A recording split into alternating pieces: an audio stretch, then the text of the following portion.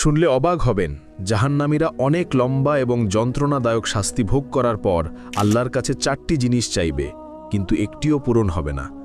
প্রথম আবদার, তারা বলবে, হে আল্লাহ, আমাদের এখান থেকে বের করে দিন, আমরা আর গুনাহ করব না।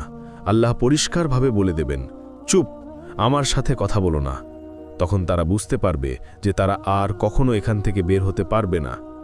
দ্বিতীয় আবদার, তারা জাহান্নামের রক্ষক মালিককে বলবে, আমাদের জন্য আল্লাহর কাছে দোয়া করুন যেন তিনি আমাদের মৃত্যু দেন। মালিক সঙ্গে সঙ্গে উত্তর দেবেন না, 1000 বছর পর বলবেন, তোমরা এখানেই চিরকাল পড়ে থাকো। তৃতীয় আবদার, তারা শাস্তিদাতা ফেরেশতাদের বলবে, অন্তত একদিনের জন্য আমাদের শাস্তি হালকা করে দিন। ফেরেশতারা বলবেন, তোমাদের কাছে কি স্পষ্ট পথ নির্দেশ নিয়ে রাসূলেরা আসেননি? তারা বলবে, হ্যাঁ। ফেরেশতারা তখন বলবেন, তাহলে এখন নিজেরাই প্রার্থনা করো। চতুর্থ আবদার, তারা